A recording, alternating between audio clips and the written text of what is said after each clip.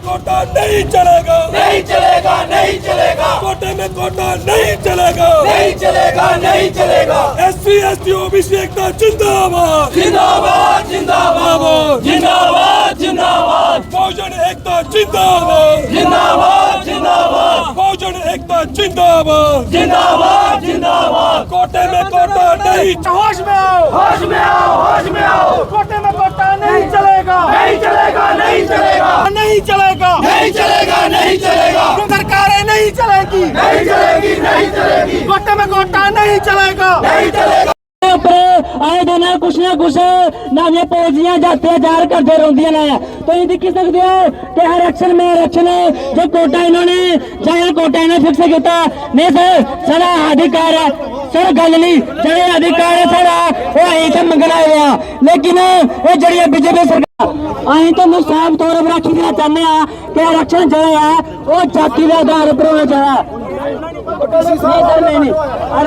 आरक्षण जो है वो जाति के आधार पर होना चाहिए ना कि आर्थिक आधार पर आरक्षण का मतलब है कि जरा तबका क्यों सारे तानाशाही नहीं चलेगी अरे तानाशाही नहीं चलेगी अरे गुंडागर्दी नहीं चलेगी अरे गुंडागर्दी नहीं चलेगी तानाशाही नहीं चलेगी तानाशाही नहीं चलेगी अरे गुंडा। आज भारत बंद की कॉल थी जिसका असर आपने कठुआ में भी देखा।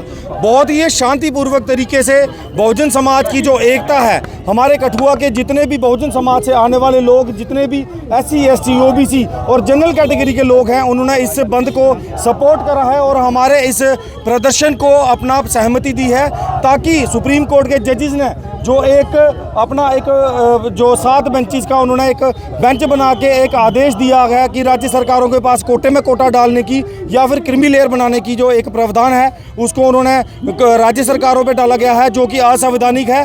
जबकि 7 जजों के बेंच में से एक जज ने वहाँ भी जो एक सुप्रीम कोर्ट का जब एक जज आप उसको भी सहमत नहीं कर सके तो आप कैसे ये मान सकते हैं कि बहुजन समाज के लोग उसको मानने लेंगे और उसके ऊपर आपके ऊपर कोई प्रतिक्रिया नहीं होगी।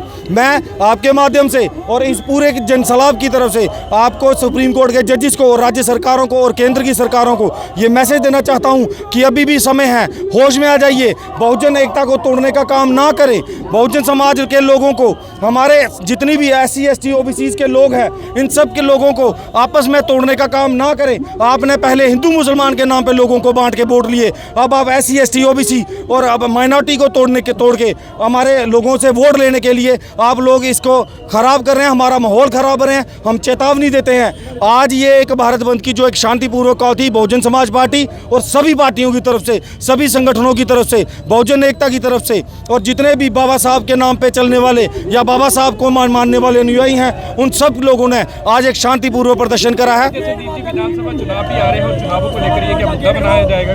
बिल्कुल, ये कोई मुद्दा नहीं बनाया जाएगा, ये हमारी मांग है, ये कोई मुद्दा नहीं है। ये हम लोगों के हक के साथ छेड़छाड़ है और जो बर्दाश्त नहीं की जाएगी। अगर इसके ऊपर कार्रवाई नहीं हुई, आज हमने ये मेमोरेंडम DC साहब के थ्रू जो हमारे president of India, prime minister of India या फिर जितने भी सारी पार्टी के आला अधिकारी हैं, सुप्रीम कोर्ट के जजेस हैं, उन तक अपना मेमोरेंडम भेजेंगे।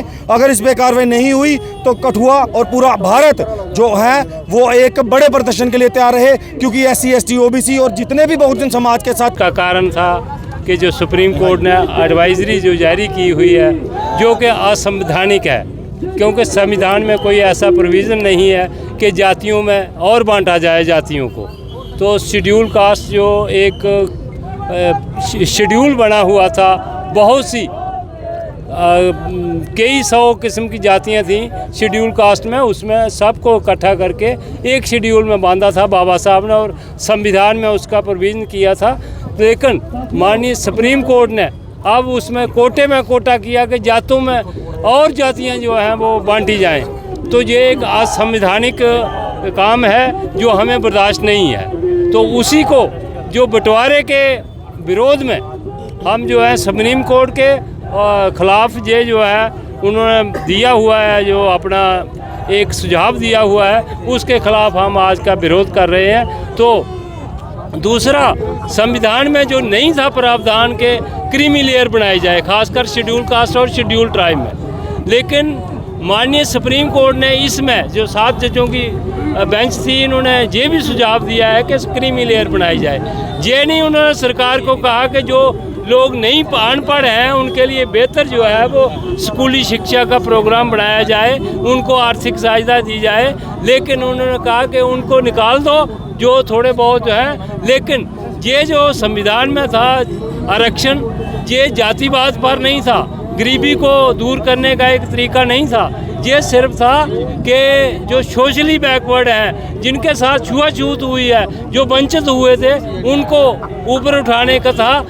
आपने सुना होगा कि राजस्थान में एक IPS अफसर को पुलिस लानी पड़ी थी घोड़ी पर चढ़ने के लिए। उसकी शादी थी, लेकिन लोगों ने मना कर दिया कि आपको घोड़ी पर नहीं चढ़ने देंगे, उसको पुलिस मंगवानी पड़ी। तो क्या मैसेज है गवर्नमेंट को? गवर्नमेंट को हमारा यही मैसेज है कि सुप्रीम कोर्ट का स्पेशल सेशन बुलाया जाए और बिल लाया जाए जिसमें ये दोनों जो प्रावधान है, सुझाव हैं, ये रद्द हों और इनको 9वीं शेड्यूल में जो है वो डाला जाए, ताकि जो आइंदा के लिए इसके साथ कोई इसका बहस का मुद्दा ही खत्म हो जाए आरक्षण के मतलब। और मैं ये भी वाज़ेह कर दूं कि आरक्षण कोई भीख नहीं है, ये पूना पैक्ट का वादा है कि उन्होंने कहा था कि आपको जो है कॉमनवेल्थ अवार्ड मिला है वो आप वापस ले लें तो हम आपको रिप्रेजेंटेशन देंगे। उसको आज आरक्षण कहते हैं और उसको ऐसे देखा जाता है जैसे ये भीख दे रहे हैं हम। तो हम सरकार को चेतावनी देना चाहते हैं कि जल्दी से जल्दी जो स्पेशल सेशन बुलाकर तो इनको मतलब बिल पास करके तो ये है ये चैप्टर बंद किया जाए, ताकि आइंदा कभी ये